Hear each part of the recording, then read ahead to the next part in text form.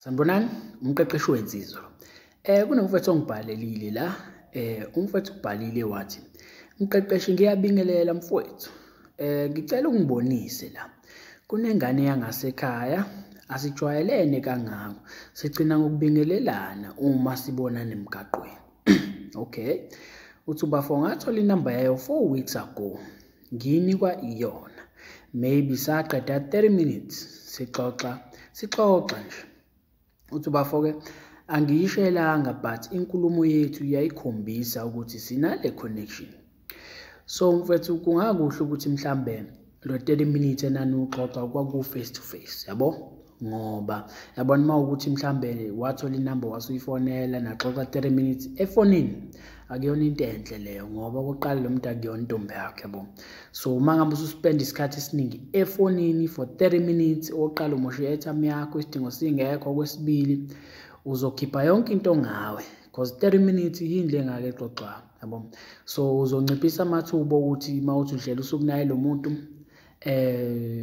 avume ngoba obvious uzobusuzichaze wazichaza wazibhequlula for 30 minutes. So ke kumele uyi-avoid leyo nto in future, ungakhulumi nomuntu isikhathi eside efonini. Zama nje ukukhatha uhlelo usukunaye uyikhathe kanjalo. Niyokhuluma kakhuluma senibonana, yabo? Ukuze ngaleso sikhathi uyobe senibonda senazana kangcono, usuqaqa imizwa yakhe nani nikwazi ukuthi ni-connecte emotionally, yabo? Anikwazi ukukhonektha efonini. Ngisho athiwa niya-chat-a ama-hour noma for usuku lonke, ngeke ifoni ni-connectise, yabo? So kumele nisebenzise ifoni njengethuluzi lokuthi nibonane ukuze nikwazi nixhumane, ni-connecte emotional, yabo? So kungakuhle uma ukuthi nanikhuluma face to face, not efonini. So uthi umfethu-ke so ngayifonela after 2 days saxoxa, ngacela ukuyibona, yangithembisa usuku lwangakusasa.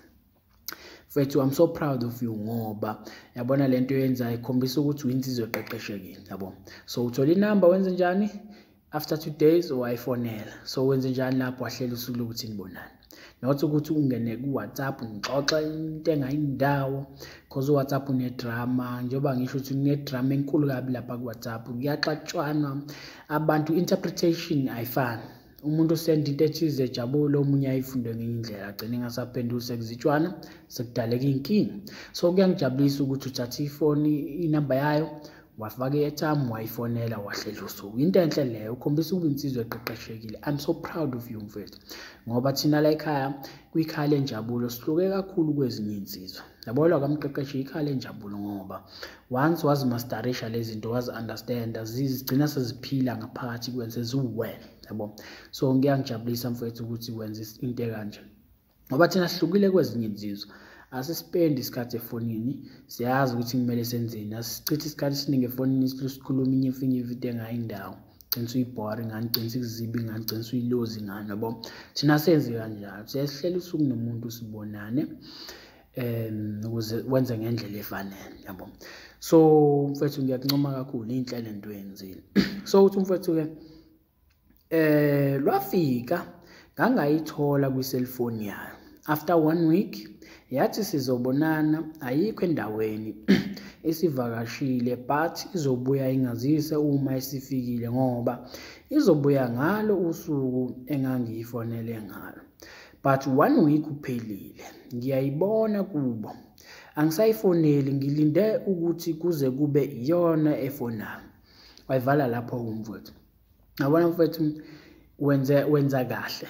Yabo le ntombazane ake mhlambe iyakuthesta, ifuna ukubona ukuthi umuntu kanjani, yabo? So ke ngabe uzo-reacta emotionally mangabe usuyibona ukuthi hayi wena uthembekile, wathi ukuthi wathi sohlangana sangahlangana, yabo? Mhlambe iyakuthesta. Okwesibili mhlambe ayithembekile. Yabona umuntu okanje first impression last, yabo? Umuntu okanje kumele umfunde esuke ukuthi okay lo fika athi into ethize sokwenza ukuthi angayenzi. So ke impawu leza kunika zona zokuthi umuntu kanjani. Unfortunately ke ngeke akufihle ngoba into ephila ngakuyena ngaphakathi, yabo? So uma umuntu ongathembekile, ungathembeki uyakuphila because vele awuthembekile. So naye uyafisa ukuthi ukube yakwazi ukufihla but ngeke akwazi ukufihla because lento uyayiphila, into ungathembeki into ayiphilayo. So-ke yabona kumele umgade umuntu kanje ngoba wathi nizohlangana lwafika usuku wathi amfonela wangamthola yabo. So-ke lo muntu akathembekile ngoba kwakumele akwazise even the day before akutshela ukuthi yazi ngeke ngisakwazi sihlangane nginohambo olukanje, but yena wenze njani? Akazange akwenze lokho, ukukhombisa ungathembeki, akhombisa ukudelela ngoba kumele akwazise. Wangakubuweza umuntu obalulekile kumele ngimazise ngoba uma ukuthi mhlambe udingakala ukuthi ugibele bukumosha imali yakho wagibela, but yena masuthi uyamthinta akatholakali. So kumele uligade uhlobo nje lamantombazane. Kungenzeka ubuya ku-test ufuna ukubona umuntu kanjani, but nawe faka emqondweni ukuthi lo muntu akathembekile ukuze ungazitholi usufaka inhliziyo kumuntu kanje ngoba lo muntu kushuthi ukuzela ney'nkinga. Ziningi izinto azokuthembisa zona ukuthi uzozenza angazenzi bese uphuka inhliziyo ugcine mhlambe senihlukumezana. So kubalekile umuntu umfunde ngezenzo zakhe yabo, ayikho enye indlela ongamfunda ngayo, izenzo ezisebenzayo yabo. So njengoba futhi kuphele sekuphela u-1 week ebuyile, but lo muntu usathule yabo, akakwazisi. Kodwa yena utheni? Uthe uzokwazisa uma ngabe sebuyile, but akakwazisi.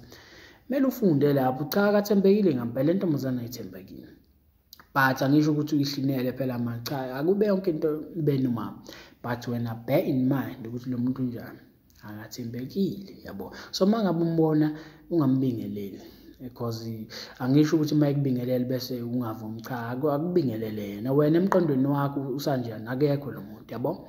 So kumele wagade mfethu amathekeni kanje ngoba yiwo la wadala ukuthi kugcine sekuhlunyezwana sekulinyazwana ngoba umuntu ufika athembisa into ethize bese angayenzi, igcine sekuphuka inhliziyo sekubanjwana nangezandla yabo. So aqaphele mfethu amantombazane kanje. Ngiyathemba ngiyajabulela indlela o-reactor ngayo kulesimo ngoba khombisa ukuqeqesheka, khombisa ukuba insizwa ezithandayo yabo.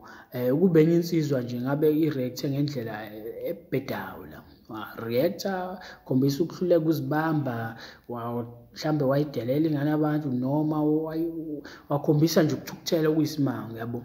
Kanti kumele umrelaxele umuntu kanje yabo, uyazi yena deep down ukuthi kunento ayenzile wrong, and the way o-reactor ngakhona uzodleka kakhulu ngaphakathi because ube-expecte mhlawumbe ukuthi uzuza kuyena uzomconfront ukuthi hayi wena uthe sohlangana manje yini, buka futhi uthe uma usubuyile uzongazisa, buka ungazisile namanje sengize ngizakwenza. Cha, ungayi kuyena, ngisho ukuthi uyambona ukhona myeke ngoba kuwena usanjani, akekho lo muntu. But mfethu kubalulekile ukuthi intombazane ufunde izenzo zayo yabo, nje lezi zenzo lezi ekukhombisa zona lo muntu akathembekile. So ungazitholi usufaka inhliziyo umuntu ongathembekile ngoba mawuhluleka ukufunda iy'mpawu umuntu akukhombisa zona, ila khona gcine sesihlukumezana sesilimazana sekubulawana yabo, indaba uhluleka ukufunda iy'mpawu. So kuyangijabulisa mfethu indlela o-reactor ngayo la, ukhombisa ukuba insizwa eqeqeshekile. Ngiyancoma kakhulu indlela owenze ngayo la yabo. So-ke ngiyathemba nawe mfethu uyakuzwa lokhu kuncane ngikushoyo ukuze phela siqhubeke siyinsizwa. Ngakho ngithi ulwazi libalulekile ukuthi sinikezane ulwazi yabo, sabantu siqhubelelane ngolwazi ngoba indlela esenza ngayo njani ayifani yabo. So kubalulekile ukuthi sifundisane siyinsizwa ngoba akuthina sonke siqhamuka emakhaya la khona sikhuliswe ngendlela efanele nemfudumalo, abanye baqhamuka kwamanye amakhaya so basayiphusha leyo nto ngoba into abakhula kuyona into yodlame mhlambe noma into yongazigcina izithembiso. Umuntu lento ukhule nawo kubo, so isiphila kuyena ngaphakathi. So akumele umuntu kanjalo uma efika empilweni yakho wena oqhamuka ekhaya right okhuliswa ngendlela efanele afika kushintsha impilo yakho, cha kumele ukwazi ukumbona okay la kunje bese wenza ngendlela efanele. Ungazithola usufaka inhliziyo ngoba uzophuka ugcine usufana nawe ugcine usuhamba ulimaza abanye abantu. Indaba awusebenzisa ingqondo kuphela kumele usebenzise, ufunde iy'mpawu zomuntu. Sure-ke mfethu.